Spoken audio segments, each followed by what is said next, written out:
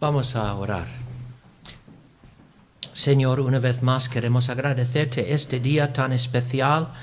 Te damos gracias que podemos hacer lo que los creyentes han hecho desde el primer siglo y reuniéndonos en el primer día de la semana, recordando la resurrección de nuestro Señor.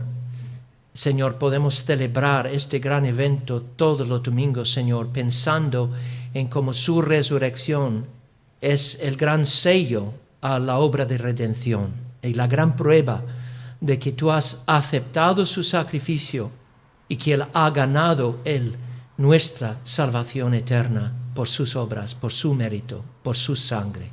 Te damos gracias que podemos reunirnos en su nombre y te pido, Señor, ahora que tú nos ayudes a comprender tu palabra, que me bendigas en la predicación de tu palabra y que todos podamos recibir esta palabra divina inspirada, Señor, porque no es palabra de hombre, lo que vamos a escuchar es palabra de Dios que tú nos has dado por medio de tu siervo Mateo, pero registrando las mismas palabras de nuestro Señor Jesús. Y te pedimos eso en el nombre de Jesús. Amén. Pues abrimos las Biblias entonces a Mateo 24 y seguimos en esta mañana con el discurso de nuestro Señor Jesús acerca del futuro, acerca de las últimas cosas y en particular el gran día de su segunda venida. Yo creo que este es probablemente, con toda probabilidad, el penúltimo mensaje que voy a predicar sobre este pasaje. Solamente nos quedan después unos pocos versículos, pero vamos a centrarnos esta mañana en los versículos 36 al 42. 36 al 42. Y en estos versículos Jesús arroja más luz sobre el carácter de los días que preceden su segunda venida. Nos cuenta un poco más sobre aquel acontecimiento climático de la historia que marcará el fin de la historia, tal y como la conocemos, y el comienzo de la eternidad. Ya hemos aprendido mucho sobre la segunda venida en los versículos 30 y 31, cuando Cristo nos ha hablado del carácter repentino de su segunda venida, que no habrá realmente ninguna señal previa para avisar a la gente. Hay señales a lo largo de los siglos, ¿no? Hay terremotos y plagas y guerras, rumores de guerras, etc. Pero en el mismo momento de la segunda venida no habrá una señal que preceda la segunda venida. Y a lo mejor estás pensando, ¿y qué del versículo 30? Dice, entonces aparecerá la señal del Hijo del Hombre en el cielo. Pero como vimos la última vez que estudiamos este pasaje, hay que distinguir entre una señal que precede a un acontecimiento y una señal que acompaña ese acontecimiento como su comienzo. Y creo que vemos esta diferencia en este pasaje. Por ejemplo, cuando Cristo habla de la caída de Jerusalén a los ejércitos romanos, habla de la señal que precederá la gran tribulación en Jerusalén, que fue la abominación desoladora, que hemos visto tenía que ver con Jerusalén siendo rodeado de ejércitos. Y esta señal fue precisamente para que los creyentes en Jerusalén pudieran huir de la ciudad y escapar de los terribles sufrimientos que vinieron después. Pero cuando Cristo en el versículo 30 habla de entonces aparecerá la señal del Hijo del Hombre, pues esta señal no es para que las personas se preparen, para que se arrepientan, para que cambien de rumbo, no. Porque esta señal marca el comienzo del juicio. O sea, cuando ya aparezca esta señal, ya será demasiado tarde. Porque junto con la señal que hemos visto se refiere con toda probabilidad a algún fenómeno visible en los cielos, anunciando que el momento ha llegado del juicio final. Alguna señal demostrando, manifestando que Jesucristo verdaderamente está resucitado, ascendido, entronizado y ahora viene a juzgar. Esa misma señal será acompañada con la aparición personal de Jesús con sus ángeles en gloria, que Él mismo mandará a ellos para separar ya a los salvos de los perdidos. O sea, es una señal, pero es una señal diciendo es ya demasiado tarde. Es como, por ejemplo, leemos en el versículo 27 sobre el carácter repentino de su venida. Dice, porque como el relámpago que sale del oriente y se muestra hasta el occidente, así será también la venida del Hijo del Hombre. Cuando un rayo cae sobre un individuo en un campo, por ejemplo, lo hace sin previo aviso. Puede que haya varias señales advirtiendo a ese individuo, deberías buscar un lugar para esconderse. A lo mejor oye truenos en el cielo, ve nubarrones oscuras, pero en el mismo momento en que cae el rayo, ya es demasiado tarde.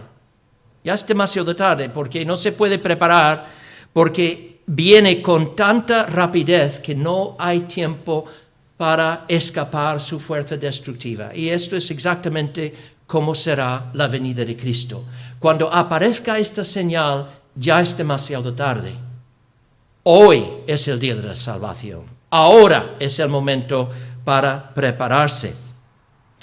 Y en esta mañana vamos a leer lo que Cristo dice después, porque luego añade más información y hace dos cosas en estos versículos. Primero, nos advierte acerca de las limitaciones de nuestro conocimiento respecto al futuro. Hay cosas que no vamos a saber y es inútil, es una tontería especular, porque hay cosas que Dios no ha revelado y no vale la pena malgastar el tiempo especulando sobre cosas que no vamos a saber.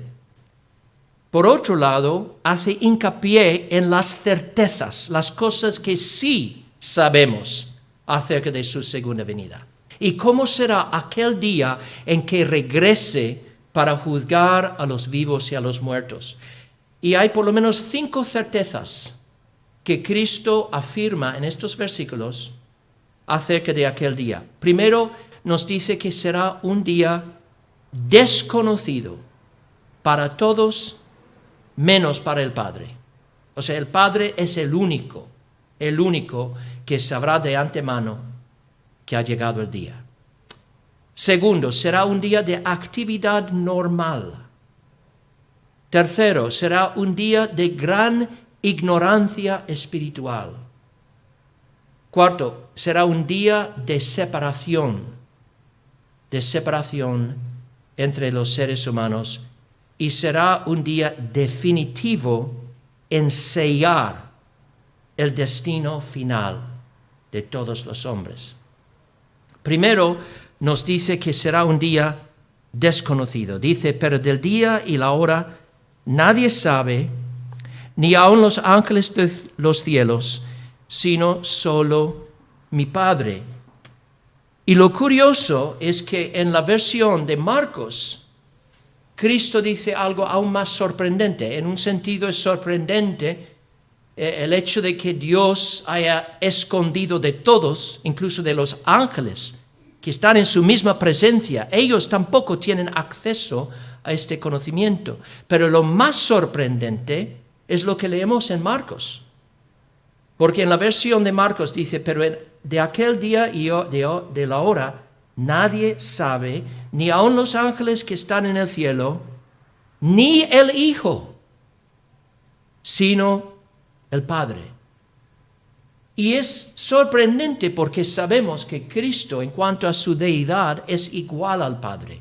en todo.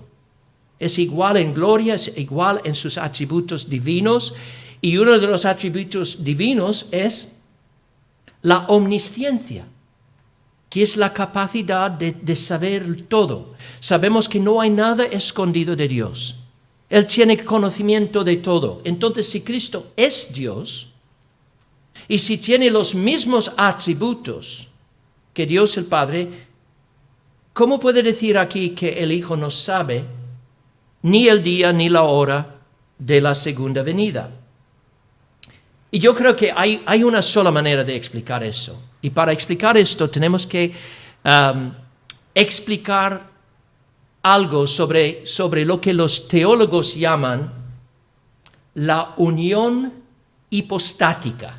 Yo sé que es una expresión muy técnica, ¿no? Parece que estamos hablando de algo de electrónica o algo, pero la unión hipostática. Pero ¿qué es la unión hipostática? Esto se refiere a la unión de las dos naturalezas de Cristo en su persona. Y este es uno de los misterios más grandes de nuestra fe. Y es una de las cosas más difíciles de explicar a los no creyentes. Esta misma semana tuve una conversación con la mujer de Irán. Mencioné el jueves acerca de una conversación que Paula y yo íbamos a tener con una mujer de Irán y su madre. Entonces, y de repente me encontré explicando la unión hipostática, ¿no? Porque quería saber lo que creemos acerca de Jesús. Entonces, yo creo que quizá la manera más sencilla de explicar esto a cualquier persona, es decir, esto tiene que ver con el milagro más grande en toda la historia. Un milagro que no ocurrió abiertamente, públicamente, delante de los ojos de los hombres, sino ocurrió ocultamente en el seno virginal de una mujer hebrea llamada María. Y lo que la Biblia dice es que en su seno, que Dios mismo, en la persona de su Hijo, que es uno con Él, tomó una naturaleza humana y la unió a su naturaleza divina en una unión perfecta. Y en ese momento, sin dejar de ser Dios, llegó a ser hombre también. O sea, llegó a ser algo que antes no era, sin dejar de ser lo que había sido siempre. Es algo profundo, ¿no? Y una vez establecida esta unión de dos naturalezas en la persona de Jesús, esta unión es irrompible, o sea, dura para toda la eternidad. Y lo interesante es que en esta unión, estas dos naturalezas no se mezclan, no se confunden. Cada naturaleza mantiene sus propias propiedades, sus propios atributos. Por lo cual, en uno de los credos cristianos muy antiguos, el credo atanasiano, dice lo siguiente: Jesucristo es igual al Padre en cuanto a su divinidad e inferior al Padre en cuanto a su humanidad. Voy a decir eso otra vez. Cristo es igual al Padre en cuanto a su divinidad e inferior al Padre en cuanto a su humanidad. Entonces tiene estas dos naturalezas y es a la luz de esta realidad que tenemos que explicar las palabras de Cristo cuando dice que ni el Hijo sabe ni el día ni la hora de su segunda venida. Cuando Cristo dice eso, la única manera de explicarlo es que se hace referencia aquí a su naturaleza humana. Su naturaleza humana. Un comentario que se llama el comentario del púlpito tiene una cita muy buena sobre este tema. Quiero leerlo, no es muy largo. Pero dice lo siguiente: si Cristo afirma que ignora algo, debe ser que en su naturaleza humana ha querido no conocer lo que en su naturaleza divina conocía. Esto forma parte de esa entrega voluntaria, esa autolimitación de la que habla el apóstol Pablo cuando dice que Cristo se despojó a sí mismo, condescendió a asumir todas las condiciones de la humanidad, incluso estuvo dispuesto a compartir la imperfección de nuestro conocimiento en algunos aspectos. No sabemos ni tenemos por qué conjeturar cómo se entrelazaron las dos naturalezas, ni podemos adivinar siempre por qué en un momento se le da importancia a la divina y en otro a la humana. Nos basta con saber que, por razones que le parecieron buenas, impuso una restricción a su omnisciencia en este asunto. Algunos de vosotros tenéis la Biblia de estudio Herencia Reformada, y hay una cita aún más sencilla que explica lo mismo, muy breve. Dice: aunque Cristo sabía todas las cosas en su infinita deidad, su mente humana estaba limitada, siendo una inteligencia creada.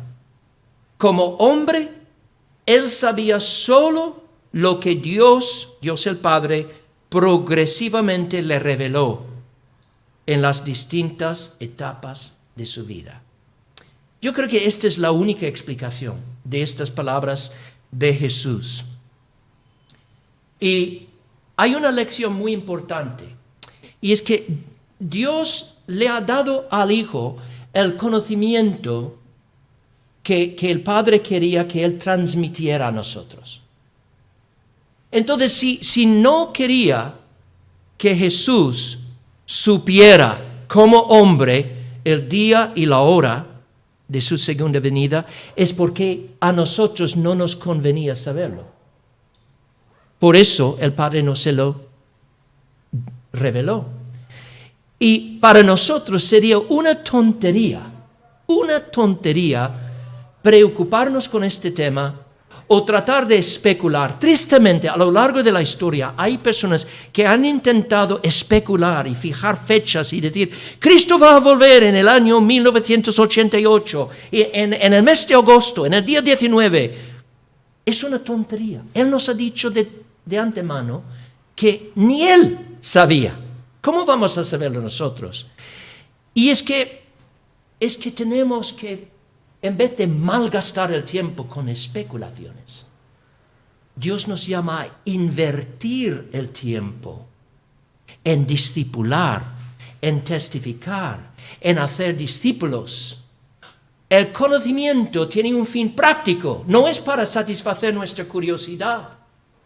Es para fortalecernos y es para capacitarnos a llevar a cabo la gran comisión y toda tarea que Dios nos ha dado. Y esto es lo que Cristo les dijo a sus discípulos cuando le preguntaron, justo antes de su ascenso al Padre, le preguntaron si ahora iba a venir el reino en toda su gloria. Dijo: no os toca a vosotros saber los tiempos o las sazones que el Padre puso en su sola potestad. Pero recibiréis poder cuando haya venido sobre vosotros el Espíritu Santo, y me seréis testigos en Jerusalén, en toda Judea, Samaria y hasta lo último de la tierra. Esto debería ser nuestro gran deseo y nuestra gran búsqueda, la plenitud del Espíritu. El andar todos los días, no en nuestra fuerza, sino en la fuerza del Espíritu, para poder dar testimonio de Cristo, porque Él viene. Entonces, Él vendrá en un día desconocido. Nadie sabrá de antemano cuándo va a ocurrir este gran acontecimiento climático de la historia. Segundo, será un día de actividad normal. Dice Cristo: mas como en los días de Noé, así será la venida del Hijo del Hombre. Porque como en los días antes del diluvio estaban comiendo y bebiendo, casándose y dando en casamiento, hasta el día en que Noé entró en el arca, pues así será también la venida del Hijo del Hombre. Y estos versículos son muy importantes porque arrojan luz sobre el carácter de los días que preceden inmediatamente la segunda venida. Y Cristo dice que esos días, aquellos días, van a ser muy semejantes en algunos aspectos, a los días antes del diluvio. ¿Y en qué sentido? Pues en esos días los hombres estaban entregados a las actividades normales de todos los días, pero la mayoría de personas estaban muy absorbidas en esas actividades hasta el punto de descuidar completamente la vida espiritual. Lo interesante es que los verbos que Jesús usa aquí, comer, beber, casarse, dar en casamiento, estos no son actividades pecaminosas, en absoluto, son actividades normales. Dios mismo instituyó el matrimonio. Dios mismo nos ha dado toda clase de alimento para comer y para disfrutar. Como dice Pablo, todo lo que Dios creó es bueno y nada es de desecharse si se toma con acción de gracias. Porque por la palabra de Dios y por la oración es santificado. Ahí ves la clave. La clave del error del pueblo que vivían antes del diluvio. Participaban en actividades lícitas, pero sin algo, sin acción de gracias, sin un corazón agradecido, sin la palabra de Dios y la oración santificando los dones de Dios. O sea, el pueblo antes del diluvio vivían para este mundo y solo para este mundo, dejando fuera de su vida a Dios. Dice William Hendrickson, por medio de estas actividades, comer, beber, comprar, vender, casarse, los hombres son capaces de glorificar a Dios. Pero cuando el alma se enfrasca totalmente en ellas, de modo que asuntos como estos se convierten en fines en sí mismos y se descuidan las tareas espirituales, ya no son una bendición, sino que se han convertido en una maldición.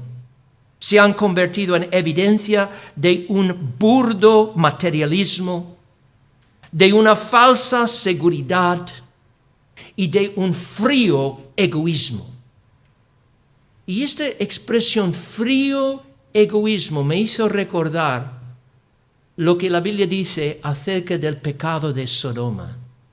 Sabemos que lo que provocó a Dios a desencadenar sobre Sodoma el fuego y azufre, la causa inmediata fue ese pecado sexual flagrante, esa perversión que se practicaba en Sodoma.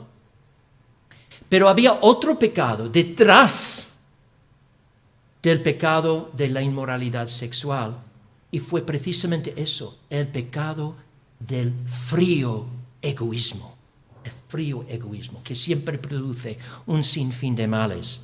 ¿Qué es lo que dice Dios acerca de Sodoma? En el profeta Ezequiel dice, he aquí, esta fue la maldad de Sodoma, soberbia, saciedad de pan y abundancia de ociosidad tuvieron ella y sus hijas, y no fortaleció la mano del afligido y del menesteroso, egoísmo frío. Y se llenaron de soberbia, e hicieron abominación delante de mí, y cuando lo vi, las quité. En otras palabras, Sodoma pereció en último término por un espíritu de autoindulgencia egoísta, totalmente carente de gratitud a Dios, totalmente carente de cualquier preocupación por el necesitado y el menesteroso.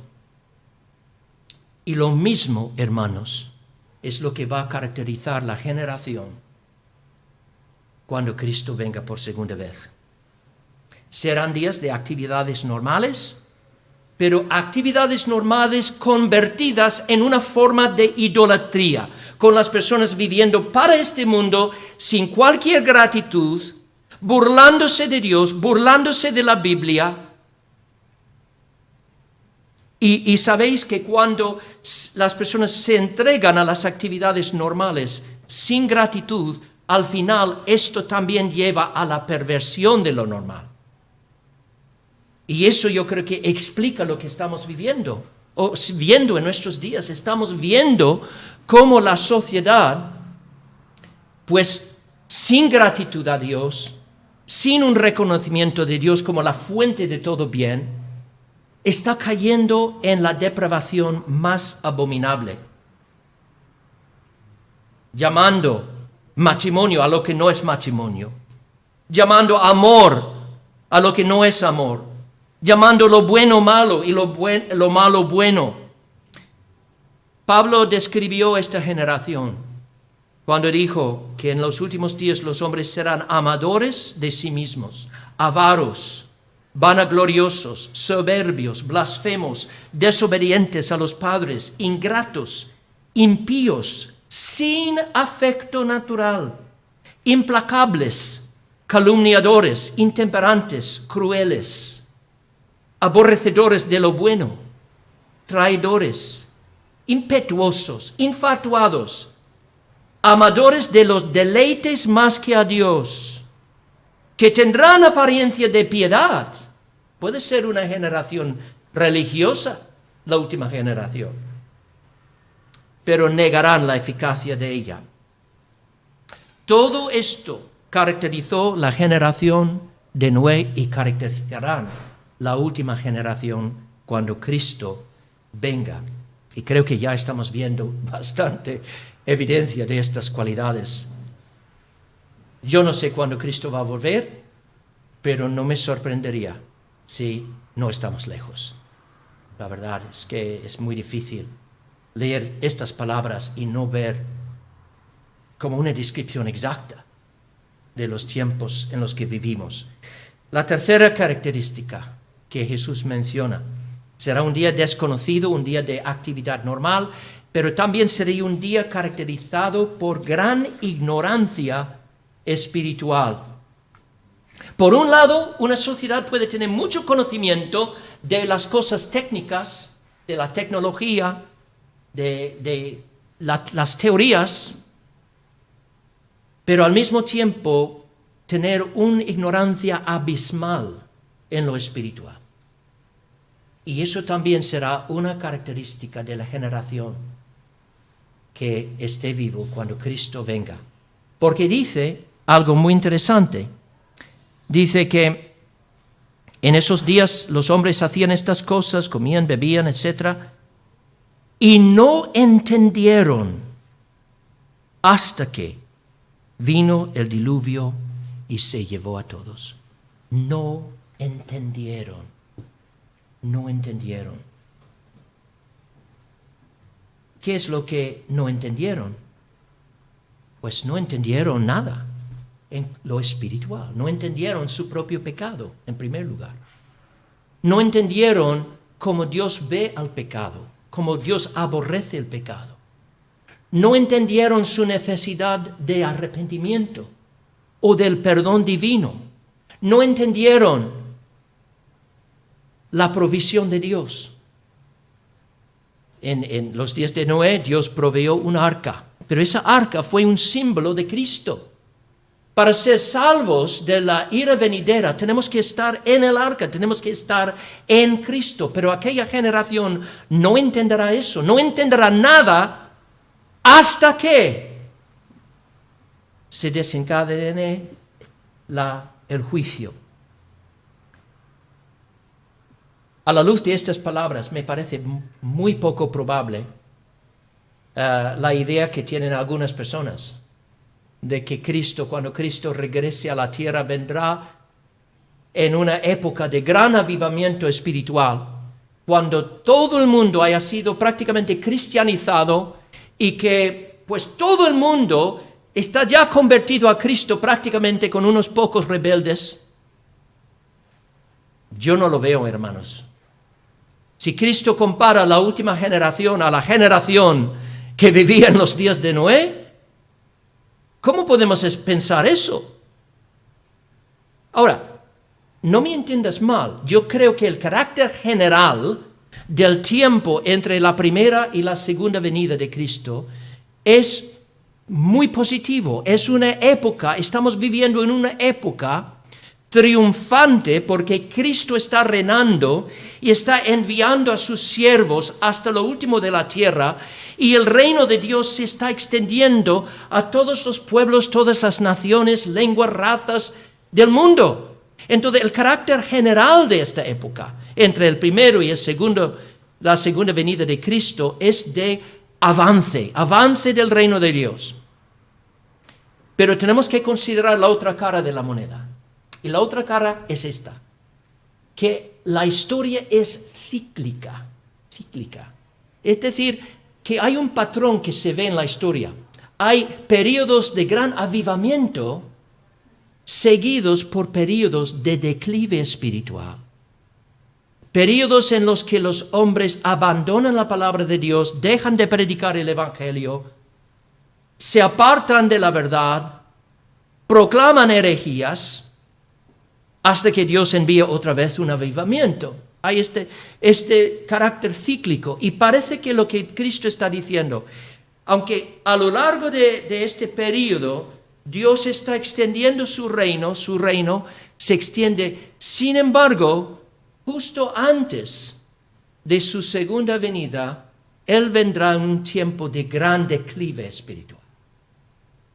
Por eso Cristo dice, cuando venga el Hijo del Hombre, ¿hallará fe en la tierra?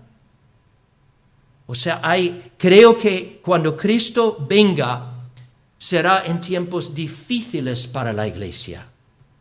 Tiempos en los que el número de creyentes verdaderos puede haber sido reducido bastante.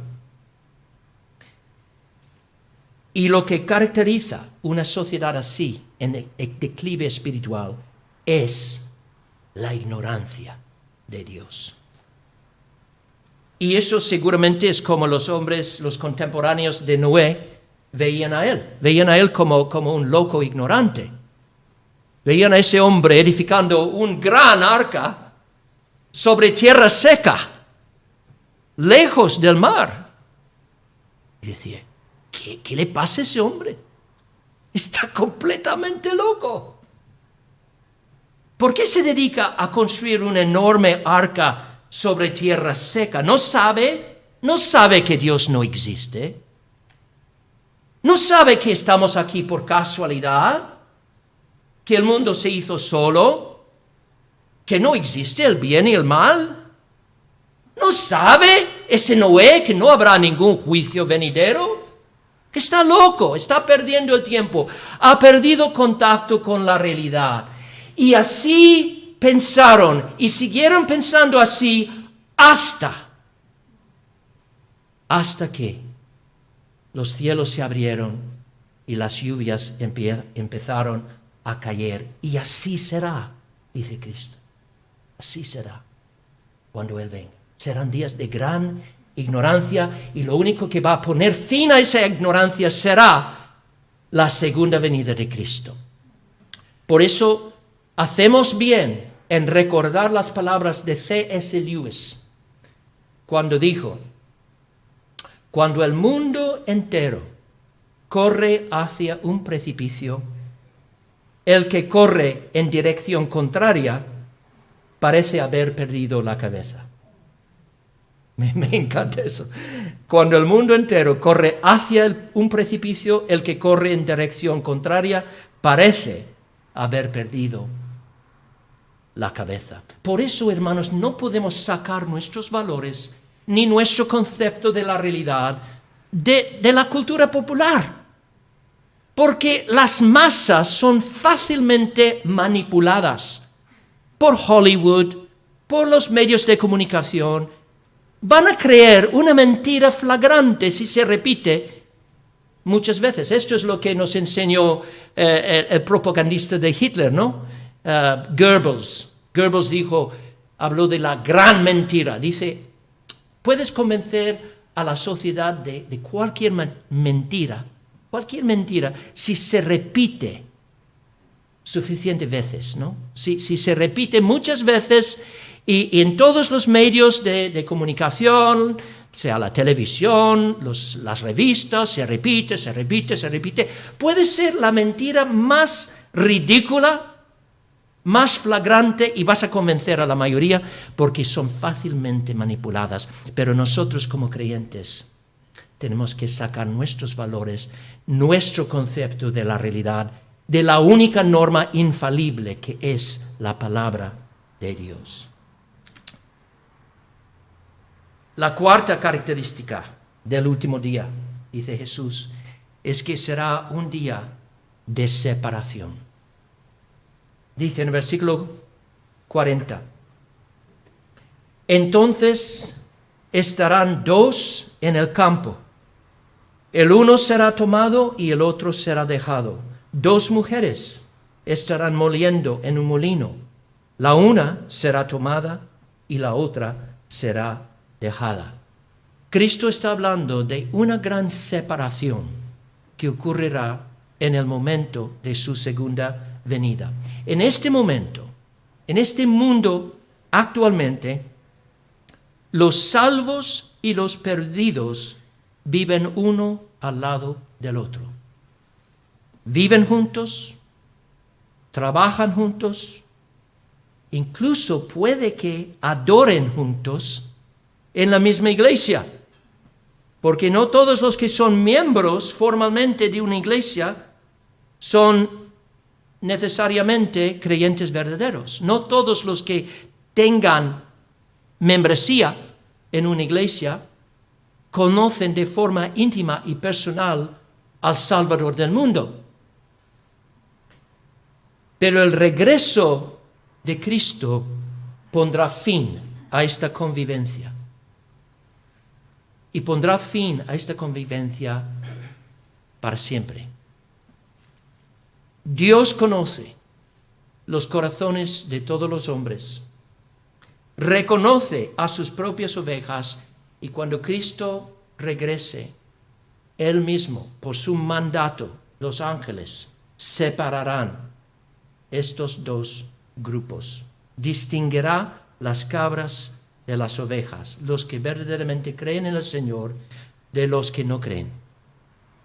Y se ha debatido sobre a quién se refiere Jesús cuando dice que de los dos en el campo uno será tomado, y cuando dice que de las dos en un molino una será tomada. Y la gran pregunta es, ¿quién es esta persona tomada? ¿Es el creyente o el no creyente? Porque es interesante, la Biblia enseña ambas cosas. Hay algunos que piensan que cuando dice uno será tomado, Jesús está hablando del no creyente siendo tomado por los ángeles para ser arrojado al infierno, dejando a los demás. Y este punto de vista se basa en pasajes como Mateo 13, cuando Cristo está hablando del trigo y la cizaña y de la separación que ocurrirá al final de la historia. Y dice, enviará el Hijo del Hombre a sus ángeles y recogerán de su reino a todos los que sirven de tropiezo y a los que hacen iniquidad, y los echarán en el horno de fuego. Allí será el lloro y el crujir de dientes. Así que en ese pasaje, los que son tomados son los no creyentes. Son tomados para ser arrojados hacia abajo. Pero, por otro lado, leemos en este pasaje en Mateo 24, Jesús habla de los ángeles haciendo otra cosa, sirviendo como los enviados de Cristo para recoger a los escogidos del Señor, para reunirlos con su Señor. Dice en el versículo 31 que Cristo, cuando Él regrese sobre las nubes de gloria, enviará a sus ángeles con gran voz de trompeta y juntarán, ellos, los ángeles, juntarán a sus escogidos de los cuatro vientos desde un extremo del cielo hasta el otro. En este texto, los tomados son los escogidos. Ellos son tomados para ser arrebatados arriba. Entonces, la Biblia enseña las dos cosas. Enseña que Cristo mandará a los ángeles y los ángeles se apoderarán tanto de los perdidos como de los salvos. A los unos los tomarán para ser arrojados al infierno, pero a los otros serán tomados para ser arrebatados al cielo, donde se reunirán con su Señor. ¿Y con qué fin? Para que puedan estar siempre con el Señor, libre de peligro, libre de dolor, libre de muerte, de enfermedad, de todo mal, para siempre con el Señor. Es interesante porque la palabra que Cristo usa cuando dice uno será tomado, el verbo tomar, es un verbo que significa recibir a alguien. Y se usa curiosamente de José cuando recibió a María por su esposa. Usan el mismo verbo que recibió a su esposa, lo cual podría indicar que los tomados son los que son de la esposa de Cristo, la iglesia, ¿no? Pero tengo que confesar que hay un fuerte argumento para ver los tomados como los juzgados. Y este es el argumento, que en los versículos anteriores Cristo habla del diluvio y dice que no creyeron, no entendieron hasta que el diluvio vino y llevó a todos. O sea, los incrédulos en los días de Noé vivían tranquilamente en la tierra hasta que las aguas del diluvio vino y los arrastró hasta la muerte, hasta la condenación. Y justo después dice, de la misma manera, cuando Cristo venga, uno será tomado y otro dejado. Entonces, eso puede significar que está hablando de los incrédulos siendo arrancados de la tierra, tomados de la tierra en juicio, dejando a quienes, a los creyentes. ¿Para qué? Para heredar la tierra. Porque los mansos heredarán la tierra. Los creyentes. Es que los dos grupos no pueden quedarse juntos para siempre. Y esto nos lleva al quinto punto, y es el punto más solemne. El día de la segunda venida será un día de separación. Pero lo que tenemos que entender es que esta separación no es temporal, es permanente. O sea, será un día decisivo para marcar, para fijar definitivamente el destino final de cada uno. Y esto es una verdad súper solemne. Lo que Cristo está diciendo es que aunque ahora mismo en este mundo vemos a creyentes y no creyentes conviviendo, unos con otros, trabajando, etc., que esta situación no puede perdurar para siempre. No pueden heredar la tierra ambos grupos. Unos tienen que ser arrancados de la tierra. Cristo dijo lo mismo en Juan 8, cuando dice, de cierto os digo, que todo aquel que hace pecado, esclavo es del pecado, y el esclavo no queda en la casa para siempre. El Hijo sí queda para siempre. La casa del Señor, en último término, será la tierra misma, porque Dios morará en una nueva tierra con su pueblo para toda la eternidad. Pero los que no son de Cristo no pueden estar ahí. Y hermanos, esta es una verdad muy solemne. Es una verdad real.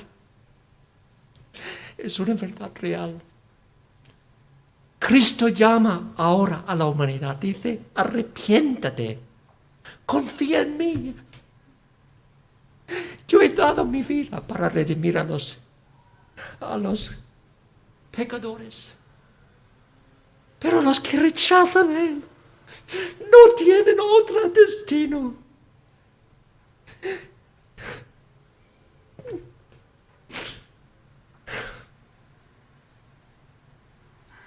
Esta es una realidad, hermanos, y tenemos que tomarlo a pecho. Hay personas que están pereciendo a nuestro alrededor porque no conocen a Cristo, no han confiado a Cristo. Tenemos una tarea delante de nosotros. Tenemos que dejar a todos a conocer el nombre de Cristo para que puedan confiar en Él. ¿Por qué? Porque no hay otro medio para ser reconciliado con el Padre y para vivir eternamente con Él en la nueva tierra. Este es el mensaje de Cristo. No es mi mensaje. Estoy anunciando las noticias que Jesús mismo dice con toda claridad en su palabra.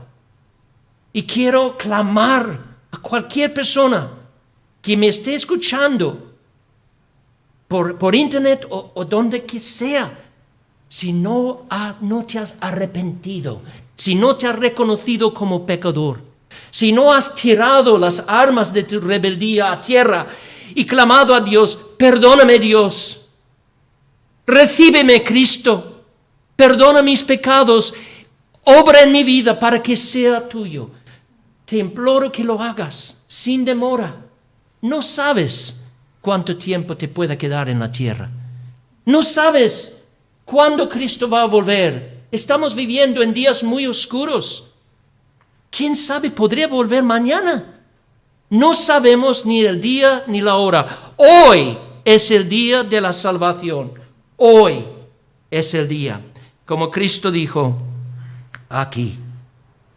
Dijo, velad pues, porque no sabéis a qué hora ha de venir vuestro Señor.